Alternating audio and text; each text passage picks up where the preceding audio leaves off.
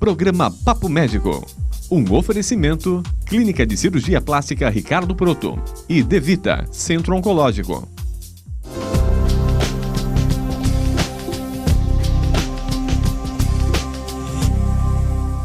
Raro e de difícil diagnóstico. A oncologista clínica doutora Cláudia Latorre falará sobre câncer de ovário.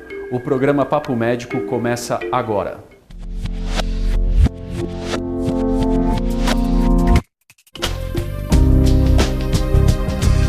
Pouco frequente, o tumor de ovário é o câncer ginecológico mais difícil de ser diagnosticado e de menor chance de cura.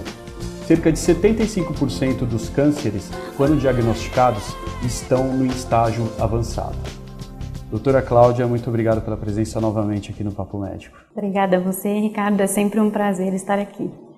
Cláudia, agora fala um pouco para nós da sequência. O câncer de ovário está em qual incidência na mulher? Então, como você falou, o câncer de ovário realmente não é um tumor muito frequente. Ele é o quinto tumor mais frequente na mulher e a quarta causa de morte por câncer na mulher. Mas realmente ele é um tumor raro, a gente pode considerar raro. Cerca de 1 em cada 54 mulheres vão apresentar câncer de ovário ao longo da sua vida, né? E estima-se que por ano, em torno de 64 mil mulheres vão apresentar um caso novo de câncer de ovário. E a faixa etária mais acometida seria qual? Então, normalmente esse tumor aparece em mulheres mais idosas, né? A partir de 50 anos, mas geralmente com 60, 70 anos.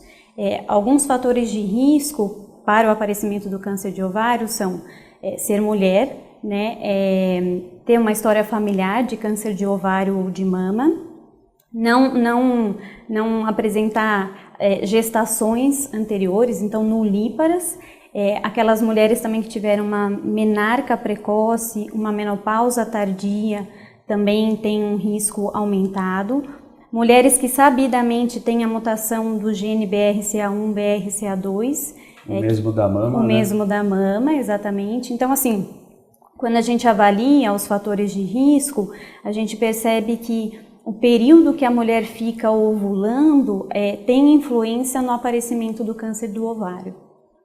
E em termos dos sintomas, no paciente portador do câncer de ovário, existe algum sintoma que pode acusar o surgimento da doença? Esse que é o grande problema, né? Por que a grande maioria é diagnosticada num estadio mais avançado? É porque realmente, quando a lesão é pequena, ela não dá nenhum sintoma. Então, a não ser que a mulher vá ao ginecologista e faça seus exames de rotina e seja detectado, de repente, num ultrassom transvaginal, um cisto ou um nódulo suspeito, e aí ela comece a investigação, ela vai realmente apresentar sintomas quando a doença já for uma doença mais avançada. E aí ela vai ter dor abdominal, sangramento vaginal, emagrecimento, enfim, outros sintomas que aí vão fazer com que ela vá até o médico, né? O ultrassom transvaginal acaba sendo um exame essencial no rastreamento da doença. Até agora não existe nenhum exame que foi comprovadamente, que mostrou, na verdade, né, um diagnóstico precoce do câncer de ovário. Então, o ultrassom transvaginal e até a pesquisa do marcador tumoral que a gente chama de CA-125, ele é usado na rotina, na prática clínica, mas ele não mostrou ser benéfico no diagnóstico precoce do câncer de ovário. Então, as mulheres acabam fazendo esses exames de rotina, mas ele não influenciou na detecção precoce do tumor. Agora, a mutação do gene BRCA1 e o BRCA2, que são genes que predispõem a uma chance maior da pessoa desenvolver o câncer de mama e o câncer de ovário, né, como você disse. Nós temos aí o caso da Angelina Jolie, recentemente na mídia, que acabou fazendo a amputação total da glândula, né, uma substituição posterior com reconstrução com prótese de mama. Seria tão radical uma medida radical para o tratamento na presença do gene, ou não necessariamente o paciente teria que ter um acompanhamento um pouco na verdade, melhor? Assim, Quando a mulher sabe que ela tem essa mutação genética, é claro que ela vai ficar mais atenta e vai fazer os exames com uma maior frequência, né?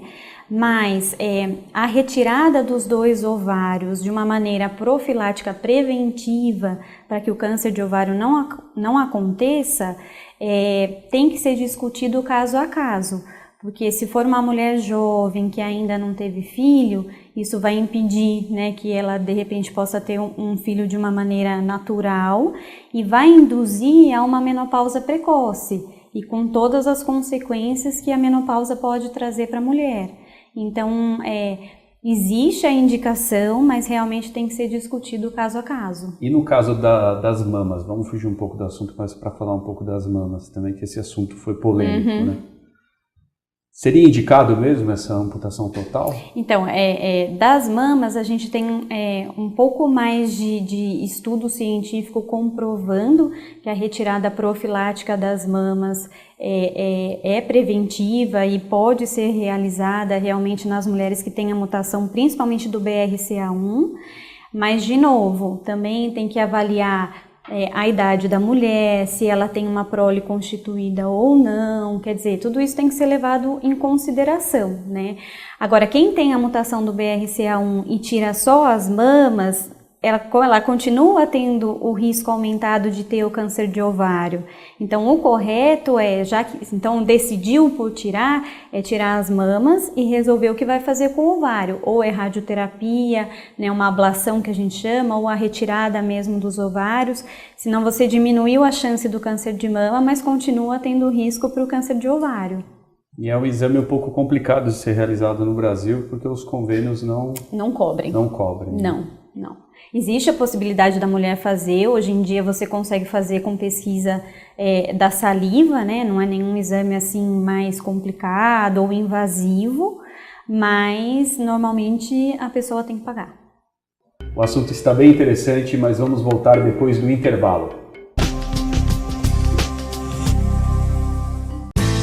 Centro Oncológico DeVita, o mais novo atendimento personalizado em oncologia de Sorocaba. Com equipamentos modernos e uma infraestrutura acolhedora para que você e seu familiar possam ser atendidos com segurança e qualidade. De fácil localização e acesso, com o sistema de segurança e Wi-Fi interno, você encontra aqui o conforto e a tranquilidade necessária para o seu tratamento.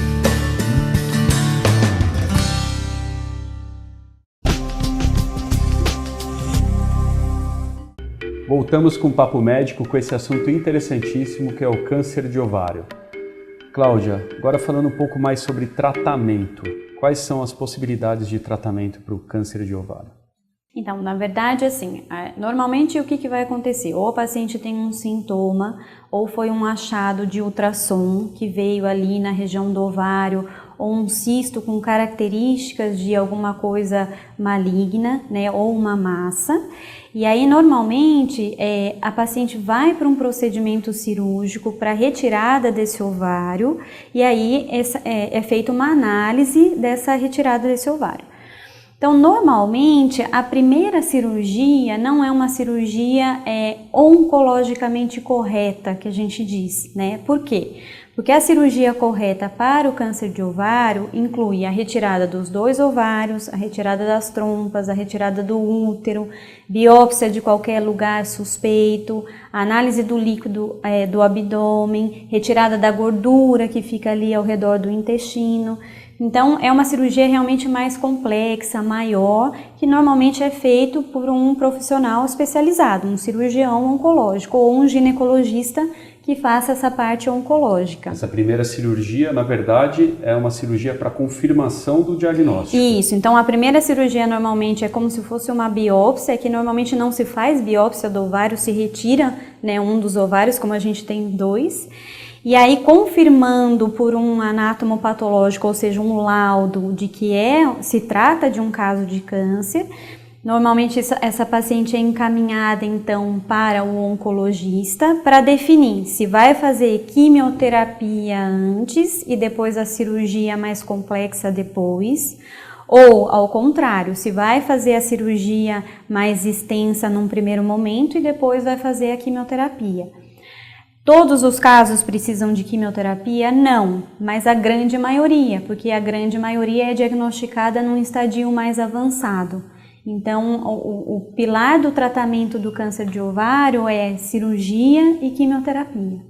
Agora você falou bem aí antes, né, do intervalo da relação do câncer de ovário com o câncer de mama. Necessariamente fez a biópsia do câncer de ovário, toda a massa de ovário vai ser proveniente do próprio ovário, esse câncer? Não, então isso é muito importante, porque além desse laudo inicial que dá a confirmação de que se trata de um câncer, normalmente a gente faz uma imunohistoquímica. O que é isso? É uma análise mais complexa daquele tumor para dizer se aquilo nasceu do ovário ou se veio de outros lugares. Os principais lugares que dão metástase para o ovário são o intestino, né, cólon e reto, e o estômago.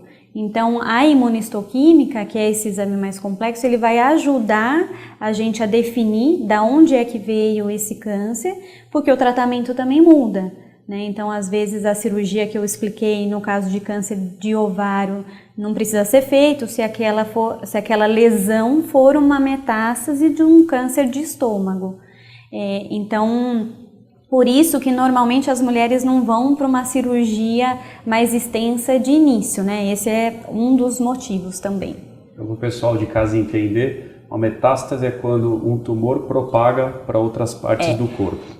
E isso pode acontecer no caso de um tumor de estômago ou um tumor de cólon que seja propagado para o ovário, no caso. Isso é propagado por qual via principal? Pelo sangue, pela via linfática? Metástase é todo nódulo que a gente acha num órgão fora de onde o tumor nasceu. Então, se ele nasceu no ovário e eu encontro um nódulo no fígado, esse nódulo no fígado é uma metástase do câncer de ovário. As principais vias de disseminação, ou seja, por onde essas células tumorais correm e vão se alastrar pelo corpo, primeiro é a via linfática e segundo é a via hematogênica, ou seja, pelo sangue, né? São as duas principais, e por contiguidade. Então, aquelas estruturas que estão ao lado ali, por exemplo, o ovário ao lado do intestino, pode ir crescendo e comprometendo as estruturas ao redor. Agora você falou sobre tratamento, você citou que, na verdade, quando a pessoa tem um tumor, né, acometendo o ovário, a conduta é sempre retirar os dois ovários junto com o útero e fazer essa limpeza dos linfonodos da região. Isso. Né? Isso gera distúrbio hormonal, como você mesma disse, no caso a menopausa precoce em mulheres mais novas. Isso é tratável com reposição hormonal? Então, na verdade, não, né? Assim, uma coisa boa nesse sentido seria que a maioria das mulheres com câncer de ovário já estão na menopausa, então elas não vão ter esse problema. Mas quando surge um nódulo, uma massa no ovário numa mulher jovem em que se trata de um câncer de ovário, tem algumas opções, né? Uma opção seria a gente tentar fazer uma cirurgia conservadora. Então, para pacientes que têm um comprometimento só de um ovário, a gente considera às vezes a possibilidade de fazer só uma biópsia do segundo ovário e não fazer toda aquela cirurgia para que ela não entre numa menopausa precoce. Preservando o útero, então ela tem a possibilidade de ter filhos. Isso, tem a possibilidade. Isso assim, tem que ser visto de perto, o tipo do tumor, enfim, se realmente ele está pequeno ali no ovário comprometido, existe essa possibilidade. Agora, se é realmente num estadio avançado, e a mulher vai ter que fazer essa cirurgia mais extensa, a recomendação não é fazer reposição hormonal, tá? Então, existem outras maneiras mais naturais, como o exercício físico, alimentação, para a gente tentar melhorar, antidepressivos, para a gente tentar melhorar esses sintomas que a menopausa vai causar. Mas a gente não recomenda a reposição hormonal, exceto em raras exceções. Cláudia, muito obrigado pelos esclarecimentos de hoje. Obrigada a você, Ricardo, é sempre um prazer. Obrigada a vocês de casa, espero que tenha servido aí para alguma informação. Com certeza serviu muito. Obrigado. Obrigada. Como vimos no programa de hoje e em outros também, a prevenção ainda é o melhor remédio. na vigência de um sintoma ou no surgimento de alguma doença, você será encaminhada ao especialista adequado. Até a próxima!